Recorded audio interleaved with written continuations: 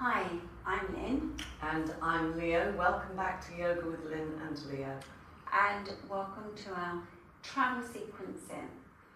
We would assume that you haven't packed your whole kit into your suitcase. And actually, when I go away, I pack a travel mat and a belt. Yes. And usually you can find a blanket or a towel somewhere around that you can use. And for those of you who do Svanasana shoulder balance, generally speaking, you can find something that you can use, either a chair. Quite often I use a chair cushion, you know, the stiff chair cushions if I find them, if they're broad enough. It's quite nice actually, isn't it, being quite creative? Yes, yes. In the room. I quite like it when I'm away. And sometimes you find a little step that you can do your Svanasana, your shoulder balance on. Yeah. There No, are all sorts there's of all ways you can sorts work. of, or even, you know, you've got firm pillows, that's quite nice to have a few of them. It can work. So, yeah, be very creative. But today, all we have is a blanket and a belt that we're going to use. Yes, and this sequence really is about continuing your practice when you're on holiday. It's just very short, very simple, but it's a really good way to keep healthy when you're away. Yeah, and don't forget, you do need to keep yourself healthy. You're exposed to lots of different bugs and so on that you don't normally experience at home. So Definitely. So you're coming to dog pose, Adho Svanasana, from a kneeling position. So flattening your palms, lifting through the center of the body, tuck your toes under and come up into Adho Svanasana. Just move the belt away from Leo's foot there. So you all should have floor space. It is quite useful to have a travel mat, but if that hasn't reached your suitcase, then don't worry. Then sometimes, you know, when you're away, particularly in Europe, the floors are really quite nice to work onto. So keeping this action, keeping the lift of the back of the pelvis and keeping the length through the whole of the body, being strong in those arms and legs. Okay, we're going to come down into Adho Virasana. So remember, this is really like more of a practice than the sequencing and tutorial, so do keep with us with this action, Adho Virasana, extending the buttocks back onto the heels. We're going to come again into dog pose, so press into your palms, tuck your toes under and lift up. So go and see that you're extending those thighs back really nicely, pushing back as much as you can, creating so much space, reaching into those palms, reaching down with those wrists. And then Adho Virasana once more, bending back. Okay, this time we're going to come up and we're going to come into dog pose, but then walk towards Uttanasana, which many of you will know by now. It is a forward bending action. So come back into Adho Svanasana, lift up, and then keeping the height of the legs, keeping the height of the buttocks, start to walk your feet in. Now if you've got really tight hamstrings, this is a bit of a killer for the legs. So you have to see that the legs go a little bit wide if you find it really strenuous and difficult on. You can see Leo is giving the demonstration here. If you've got lift in your legs, then obviously hip width apart or a mat width depending. If it's difficult to touch the floor or reach to the floor, then do reach either to the bed or a chair, or even a dressing table is really quite a good way of practicing. But keep that lift through the front thighs, and remember that the spine needs to be elongated and extended. And then slowly coming up out of the pose. Okay, so we're going to come for Parsvottanasana. So it's still forward facing, but we're going to start in the center of the mat. We're coming into the classic action. So taking your fingers to your chest and jump the legs. Okay, keeping the arms out. Then turn your left foot in, your right foot completely out. And turn the hips. Now, because of our space here in the studio, we have to see that the hands go down onto the hips. This is a good action. It helps you to roll these shoulders back and keep the lift through the chest. Now keep those legs absolutely strong. That back leg is still in dog pose. Push it back very strongly. Hinge forward over that front leg, which is in Uttanasana, in that previous pose. Now if you find it difficult to reach the floor, then reach to some piece of furniture, either a chair or the bed, whatever you can reach to. Put your hands onto. So you can see here Leo is reaching to the floor. Be sure that you're lifting that front buttock and pushing back with the outer hip and keeping that action, keeping the back leg really strong and straight. See that you keep the length in the pose through the front body, and you are creating movement internally. So even though your hands are either on support, either on the floor or slightly high, you still got to lengthen those collarbones to the end of the mat. And then coming up, try to keep your balance and turning the feet, reaching the arms out again, keeping the chest really nice and open. And then turning to your left side, turning your right foot in, your left foot out, taking your hands onto your hips, lifting your sternum chest, rolling your shoulders back and down, and then hinge forward with a concave spine. Hinge forward. Keeping that hinge in action, extending, and then taking your hands down to the floor. So again, if you need to take your hands a little bit higher, then just try to measure where you need to be for that support.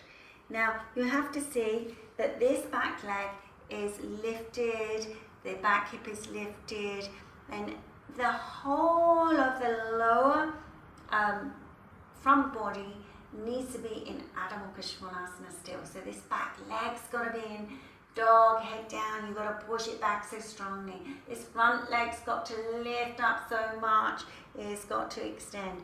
Then the whole of the pelvis moves towards the back leg, and the frontal collarbones reach towards the end of the mat. So there's so much involved in trying to create sensitivity and openness in the body. And then with control, coming up out of the action. Well done.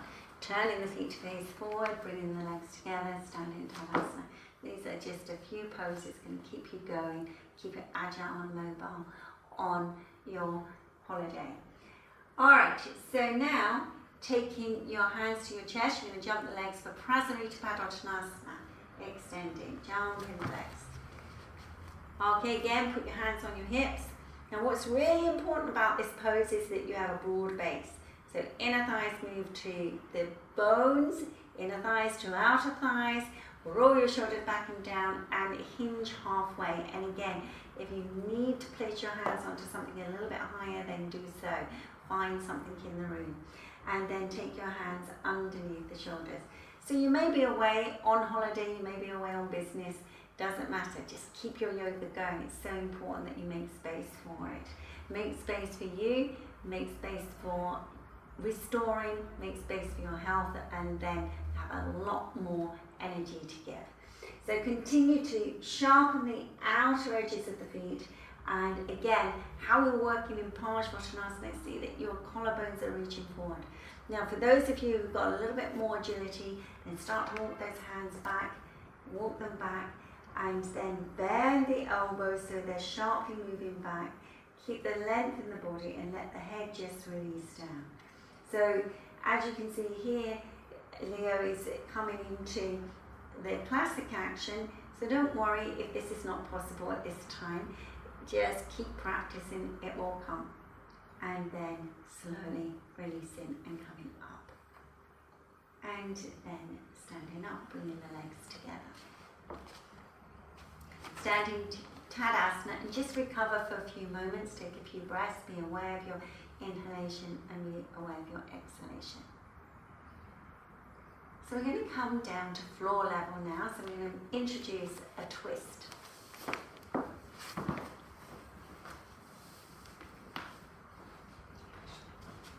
So you can see here, Leo's got a blanket, so as we said before, do find either something if you need to rebalance, re-establish that balance in the pelvis. So we start in Dandasana, take your hands down beside you. Okay, roll your shoulders back and down. So we're going to take the legs firstly to your left side. So you can see here, this is one of the poses that we do practice regularly, but you can see that Leo's taking a bit of care of those feet, being sure that the top of the foot is resting on the lower foot, the instep of the lower foot. Now, placing your blanket just underneath the right buttock there, just underneath the right buttock. That's it. And then see that you ground down with your left hip. You can see this action. And then taking your left hand to the outer side of your right thigh and your right hand behind you.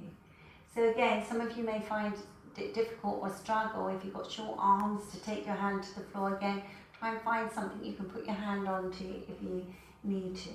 And then keep the lift and revolve into Virabhadrasana.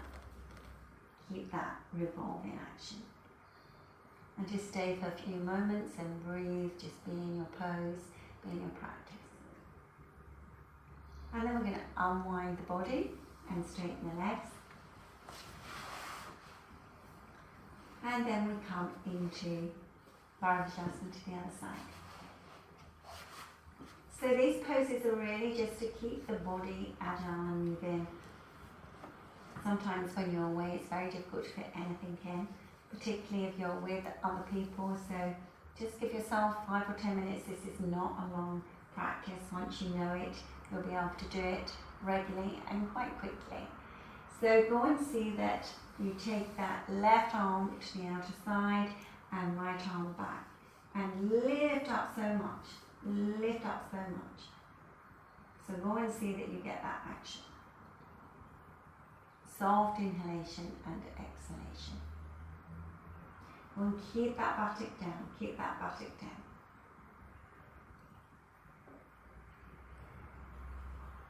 And then slowly releasing, straightening the legs.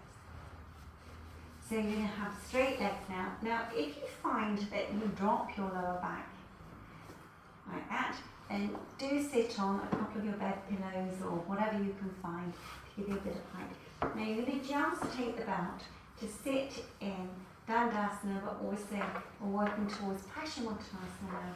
So just place the belt around like this. And this is really to give your legs a little bit of a connection. Be aware of lifting through your front legs, through the center of the body and up and beyond. So keep that action. Those of you who can walk a little bit further forward, then do so. But you've got to see that you keep and maintain that lift through the front body. So don't rush this, just take your time. Just see with every stage that you're keeping the integrity of the practice. This is very important. You might be able to go just a little bit more, some of you. And if you can reach your feet, then do so. But keep that lift up. So we're not going into the full pose. Just make sure that you're grounding those legs down. There's no gaps, or you're working towards not having any gaps underneath the knees, that they are really reaching, opening, and becoming really nice and extended. And then releasing. Now we're just going to come into a bent leg Shavasana. So we're just going to take a couple of moments with this. So keeping the legs bent in this position. So this is our starting point. Now do take time with this. It's really important that you extend the body in Shavasana. There's still an extension. So what you're going to do, just for your preparation, is to reach the forearms up towards the ceiling, elbows down. Now push into the upper arms and lift those shoulder blades up so that you get this really nice opening. Now keep with that, don't let the forearms go to the floor at this moment in time. Lift the soles of the feet up and slowly extend with resistance. extend with resistance. So this is what will engage not only on a physical level but the mind and the body and the breath. When you take time to extend in this pose, there is an extension. It is not a collapsed action. Then just release the back of the wrists down and then just slowly coil the fingers towards the thumb. And finally just let the feet release out to the side. And just take a few moments to become aware of your inhale and your exhale. And when you breathe, breathe through your nostrils and see that there is an exchange of extension and awareness in your chest cavity.